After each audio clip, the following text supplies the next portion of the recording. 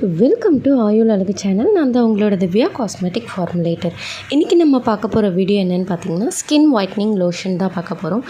இந்த skin whitening லோஷனுக்கு என்னென்ன ingredients தேவை, அதோட பெனிஃபிட்ஸ் என்னென்னு தெரிஞ்சுக்கிட்டு இந்த லோஷன் எப்படி பண்ணுறதுன்னு பார்க்கலாம் வாங்க. இந்த ஸ்கின் ஒயிட்னிங் க்ரீம் யார் யாருக்கு அப்படின்னு பார்த்தீங்கன்னா, பிக்மெண்டேஷன் அதிகமாக இருந்து அன்ஈவன் ஸ்கின் டோன் இருக்கவங்களுக்கு. நல்லா புரிஞ்சுக்கோங்க, நம்மளோட அன்ஈவன் ஸ்கின் டோனை லைட்டன் பண்ணுறது மூலயமா நம்மளோட ஸ்கின்னை பிரைட்டாக காமிக்கும்.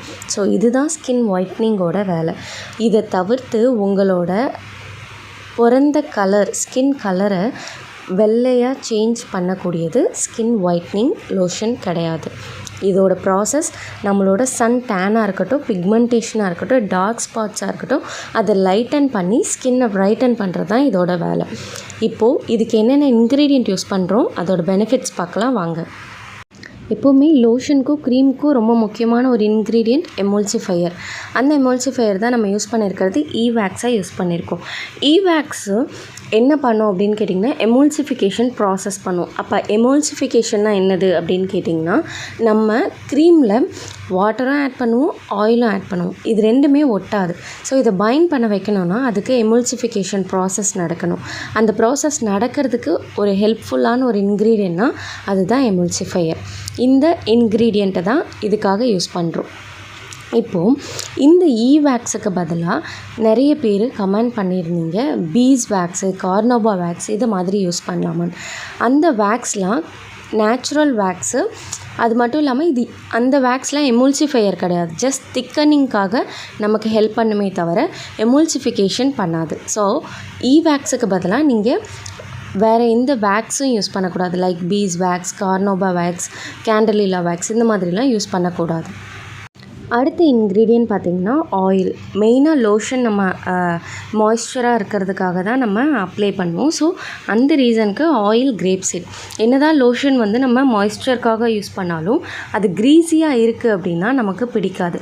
ஸோ லைட் வெயிட்டாகவும் இருக்கணும், ஈஸியாக அப்சர்வ் ஆகிக்கணும். நமக்கு மேலே என்ன வலிகிற மாதிரி தெரியக்கூடாது, நமக்கு மேலே க்ரீஸியாக பிசு பிசுன்னு இருக்க மாதிரி இருக்கக்கூடாது. ஸோ இந்த ரெண்டு ப்ராப்பர்ட்டிஸ் ரொம்ப முக்கியம். அதுக்கு அடுத்து பார்க்க வேண்டிய ப்ராப்பர்ட்டிஸ் ஆன்டி ஆக்சிடென்ட் அதிகமாக இருக்கணும். ஆன்டி ஆக்சிடென்ட் அதிகமாக இருக்கனால என்ன கிடைக்கும், நம்மளோட ஸ்கின்னோட ஏஜிங் ப்ராசஸை கம்மி பண்ணும். அப்படி கம்மி பண்ணும்போது ரிங்கிள்ஸாக இருக்கட்டும், பிக்மெண்டேஷனாக இருக்கட்டும், அதை க்யூர் பண்ணி கொடுக்கறதுக்கு ஹெல்ப்ஃபுல்லாக இருக்கும். ஸோ ஆயில் சூஸ் பண்ணும்போது இந்த மாதிரி குவாலிட்டிஸ் இருக்க ஆயில்ஸ் நீங்கள் ரீப்ளேஸ் பண்ணிக்கலாம்.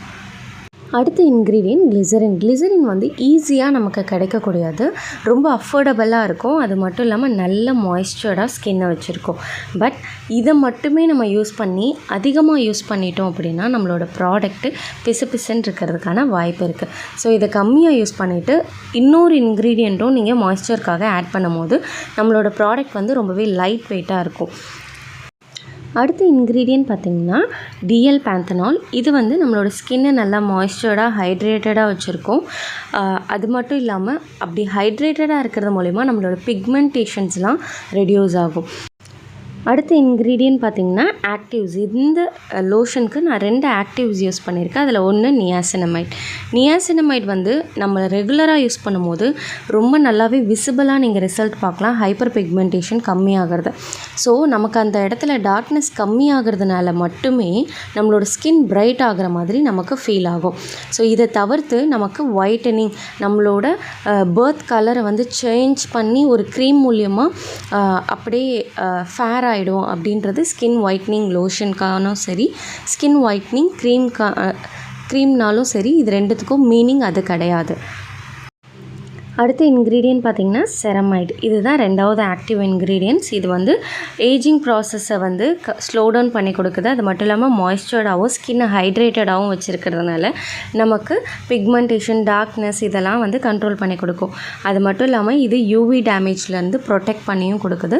ஸோ நம்ம சன் டேன் இல்லாமல் நம்ம ப்ரிவென்ட் பண்ணுறதுக்கு ஈஸியாக இருக்கும். இந்த 2 ஆக்டிவ் இன்க்ரீடியன்ட்ஸ் தான் நம்ம பிக்மெண்டேஷனையும் டார்க் ஸ்பாட்ஸையும் டல்னஸையும் போக வைக்கிறதுக்காக யூஸ் பண்ணுற இன்க்ரீடியண்ட். அடுத்த இன்க்ரீடியன்ட் பார்த்திங்கன்னா விட்டமின் இ ஆயில். இதில் ஆன்டி ஆக்சிடென்ட் அதிகமாக இருக்கனால நம்மளோட லோஷன்ஸில் இருக்க ஆயில்ஸை ஆக்சிடைஸ் ஆக விடாமல் தடுக்கும். அதன் மூலிமா நமக்கு சீக்கிரம் கெட்டு போகாமல் இருக்கும் ப்ராடக்ட்டு. அது மட்டும் இல்லாமல் நம்மளோட ஸ்கின்னை நல்லா மாய்ஸ்சர்டாக ஹைட்ரேட்டடாக வச்சுருக்கிறதுக்கு ஹெல்ப்ஃபுல்லாக இருக்குது. அடுத்த இன்க்ரீடியன்ட் பார்த்திங்கன்னா லிக்விட் ஜெர்மல் ப்ளஸ். இது வந்து நம்மளோட ப்ராடக்ட்டோட ஷெல்ஃப் லைஃப் எக்ஸ்டெண்ட் பண்ணி கொடுக்கறதுக்காகவும் நம்மளோட ப்ராடக்ட்டில் எந்த ஒரு மைக்ரோபியல் க்ரோத்தும் க்ரோ ஆக விடாமல் இருக்கிறதுக்காகவும் ஹெல்ப்ஃபுல்லாக இருக்குது. இப்போது இந்த லோஷனுக்கு வந்து ஃபார்முலேஷன் என்னென்னு பார்க்கலாம். ஃபஸ்ட்டு ஃபேஸ் ஏல DM water 69 gram, glycerin 4 gram, niacinamide 4 gram, DL panthenol 1 gram, ceramide 5 gram. Phase பியில் பார்த்திங்கன்னா யூவாக்ஸ் 3 gram, cetyl alcohol 3 gram, jojoba oil 5 gram, grapeseed oil 5 gram. அடுத்தது ஃபேஸ் சியில் liquid germall plus 0.5 gram, vitamin E oil 0.5 gram. இப்போ இந்த lotion step by ஸ்டெப்பாக எப்படி பண்ணுறதுன்னு பார்க்கலாம். ஃபஸ்ட்டு வந்து நமக்கு 2 பீக்கர் தேவை. அதில் ஒரு பீக்கரில் ஃபேஸ் ஏ இன்க்ரீடியண்ட் ஆட் பண்ண போகிறோம். செகண்ட் பீக்கரில் ஃபேஸ் பி இன்க்ரீடியண்ட் தனித்தனியாக ஆட் பண்ணிக்க போகிறோம். ஃபஸ்ட்டு நான் DM வாட்டர் யூஸ் பண்ணிக்கிறேன். இது யூஸ் பண்ணதுக்கப்புறம் நம்ம ஒரு இன்க்ரீடியண்ட்டும் மெஷர் பண்ணிக்க போகிறோம். இதில் வந்து நமக்கு வெறும் வாட்டர் பேஸ்டு இன்க்ரீடியண்ட்டு தான் இருக்கும். அதாவது வாட்டரில் சால்யூபிள் ஆகக்கூடிய ஒரு இன்க்ரீடியண்ட்டை மட்டும்தான் நம்ம வாட்டர் ஃபேஸில் ஆட் பண்ணுவோம். ஸ்டார்டிங்கே வாட்டர் ஃபேஸையும் ஆயில் ஃபேஸையும் மிக்ஸ் பண்ணி நீங்கள் ஆட் பண்ணக்கூடாது. அடுத்தது கிளிசரின் ஆட் பண்ணியிருக்கேன். கிளிசரினுமே ஒரு வாட்டர் சால்யூபிள் இன்க்ரீடியண்ட்டு தான். அடுத்தது நியாசினமைட் ஆட் பண்ணுறேன்.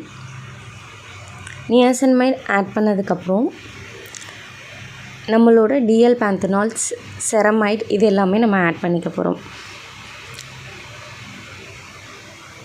ஆட் பண்ணிவிட்டு நம்ம மிக்ஸ் பண்ணணும்னு அவசியம் இல்லை. நம்ம டபுள் பாயிலிங் பண்ணும்போது அதுவே எல்லாம் மெல்ட் ஆகிடும். லோஷன்லேயுமே எமல்சிஃபிகேஷன் ப்ராசஸ் ரொம்பவே முக்கியம். அதனால் ஹீட்டிங் வந்து ரெண்டுமே ஒரே டெம்பரேச்சர் இருக்கணும். அது மட்டும் மைண்டில் வச்சுக்கோங்க. இப்போது நம்ம செரமைட் ஆட் பண்ணி முடித்ததுக்கப்புறம் இந்த பீக்கரை ஒரு ஓரமாக வச்சுட்டு இன்னொரு பீக்கர் எடுத்து ஃபேஸ் பி இன்க்ரீடியண்ட்லாம் ஆட் பண்ண போகிறோம். Face B இன்க்ரீடியண்ட்டில் oil soluble ingredients நம்ம ஆட் பண்ண போகிறோம். ஃபஸ்ட்டு ஈவாக்ஸ் ஆட் பண்ணிக்கிறேன். ஈவாக்ஸ் ஆட் பண்ணதுக்கப்புறம் சிட்டைல் ஆல்கஹால் ஆட் பண்ணிட்டதுக்கப்புறம் 2 ஆயில்ஸுமே ஆட் பண்ணிக்கலாம். இந்த 2 ஆயில்ஸ் இல்லை, ஒரு ஆயில் தான் என்கிட்ட இருக்குது அப்படின்னா ரீப்ளேஸ் பண்ணிக்கோங்க. அதையே அதிகமாக ஆட் பண்ணிக்கோங்க. அப்படி இல்லை 2 ஆயிலுமே என்கிட்ட இல்லை அப்படின்னா ஏதாவது லைட் வெயிட் ஆயிலாக நீங்கள் சூஸ் பண்ணிக்கோங்க. லைட் வெயிட்டாக சூஸ் பண்ணால் மட்டும்தான் நமக்கு ஈஸியாக அப்சர்வ் ஆகும். இல்லைன்னா நம்மளோட லோஷன் வந்து ஆயிலியாக இருக்கும். அது நம்மளோட கிளைண்ட்டுக்கு வந்து பிடிக்காது. ஸோ என்ன ரீசன், என்ன மாதிரி நம்ம சூஸ் பண்ணியிருக்கோம் எல்லாமே நீங்கள் எக்ஸ்பிளைன் பண்ணும்போது தான் அவங்க அட்ராக்ட் ஆகி நம்மக்கிட்ட திரும்பி வந்து ப்ராடக்ட் வாங்குவாங்க. ஸோ நீங்கள் என்ன பண்ணுறீங்க அப்படின்றதுல தெளிவாக இருங்க. அதை வந்து அப்போ தான் நீங்கள் எக்ஸ்பிளைன் பண்ணுற விதத்தில் அவங்க அட்ராக்ட் ஆவாங்க. ஏதோ ஒன்று தெரிஞ்சு தான் நீங்கள் பண்ணுறீங்கன்னு நம்புவாங்க. ஸோ இந்த மாதிரி தான் இருக்கும். 2 பீக்கருமே நம்ம ஒரே ஒரு வாட்டர் பாட்டில் தான் வைக்கணும். ஏன் அப்படின்னா சேம் டெம்பரேச்சரில் இருக்கணும். 2 வேறு டெம்பரேச்சரில் இருந்தால் எமல்சிஃபிகேஷன் சரியாக நடக்காது. ஃபஸ்ட்டு நோட் பண்ண வேண்டிய பாயிண்ட். இதில் டபுள் பாயிலிங் மெத்தட்க்கு வாட்டர் வைக்கும் போது நம்மளோட பீக்கர் கால்வாசி முங்கியிருந்தால் போதும். ஏன் அப்படின்னா இப்போ வாட்டரில் பார்த்திங்கன்னா அதிக வெயிட் இருக்கும். ஸோ அது பேலன்ஸ் பண்ணிடும். இதுவே ஆயிலில் பார்த்திங்கன்னா கம்மியான வெயிட் இருக்கும். அது கீழே கவிழ்ந்துடுறதுக்கு சான்சஸ் இருக்குது. ஸோ கம்மியான தண்ணி தான் நம்ம வைக்கணும். இப்போது நல்லா மெல்ட் ஆகிடுச்சு. இது ஹீட்டாக இருக்கனால அந்தளவுக்கு கிளியராக தெரிய மாட்டுது. இதை வந்து நான் வாட்டர் ஃபேஸை ஆயில் ஃபேஸில் ஆட் பண்ண போகிறேன். இந்த மாதிரி மில்கியாக டேர்ன் ஆகும் நம்ம ஆயில் ஃபேஸில் ஊற்றும் போது. இப்போது பிளெண்ட் பண்ண ஆரம்பிச்சிடலாம். பிளெண்டிங் நல்லா இருக்கணும். இப்போ நான் ஒரு 100 கிராம் பண்ணுறனால இந்த மாதிரி சின்ன பிளெண்டிங் யூஸ் பண்ணியிருக்கேன். நீங்கள் 500 கிராம் இல்லை 1000 கிராம் பண்ண போகிறீங்க அப்படின்னா நீங்கள் வந்து கண்டிப்பாக பெரிய பிளெண்டர் தான் யூஸ் பண்ணணும். பெரிய பிளெண்டர் யூஸ் பண்ணலன்னா ஃபுல் அண்ட் ஃபுல் கம்ப்ளீட்டாக எமல்சிஃபை ஆகாது. ஸோ அதுக்கப்புறம் நீங்கள் சொன்ன இன்க்ரீடியன்ட் தான் போட்டேன், ஆனாலும் எனக்கு எமல்சிஃபிகேஷன் ஆகலை, க்ரீம் ஃபார்மேஷன் வரல, லோஷன் ஃபார்மேஷன் வரல அப்படின்னு கம்ப்ளைண்ட் பண்ணாதுங்க. சின்ன சின்ன விஷயம் கூட இருக்குது. அதை நம்ம கரெக்டாக பண்ணல அப்படின்னாலுமே நமக்கு ரிசல்ட் ஃபைனலாக கரெக்டாக வராது. இப்போது இது இந்த அளவுக்கு லிக்விடாக இருக்கும். ஆறுனதுக்கப்புறம் பார்த்திங்கன்னா கொஞ்சம் லோஷன் கன்சிஸ்டன்சி நமக்கு வந்திருக்கும்.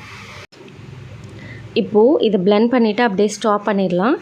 அதுக்கப்புறம் ஆறுனதுக்கப்புறம் நம்ம கூல்டவுன் ஃபேஸஸ் ஆட் பண்ணணும். எதனால் அதுக்கு கூல்டவுன் ஃபேஸஸ்னு வந்ததுன்னா, அது ஹீட்டாக இருக்கும் போது போட்டால் தன்னோட வேலையை பண்ண முடியாது.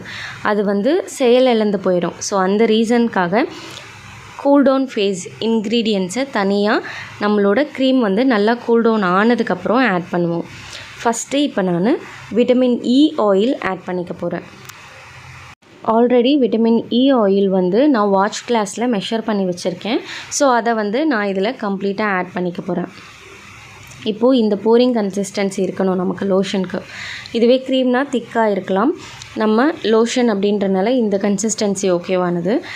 இப்போ இதில் நான் விட்டமின் இ ஆயில் ஆட் பண்ணிக்க போகிறேன்.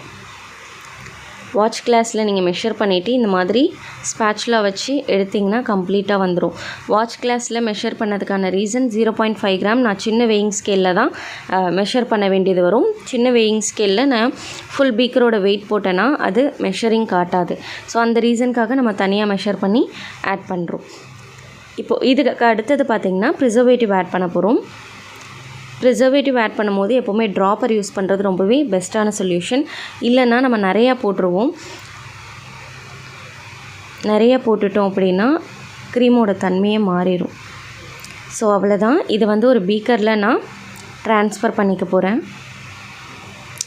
பாட்டிலில் போர் பண்ணிக்க போகிறேன். பீக்கர் இல்லை, பாட்டிலில் போர் பண்ணிங்கன்னா ஸ்க்வீஸ் பண்ணும்போது உங்களுக்கு கரெக்டாக இருக்கும். பாட்டில், டியூப்ஸ் அந்த மாதிரி எதுனாலும் நீங்கள் யூஸ் பண்ணிக்கலாம்.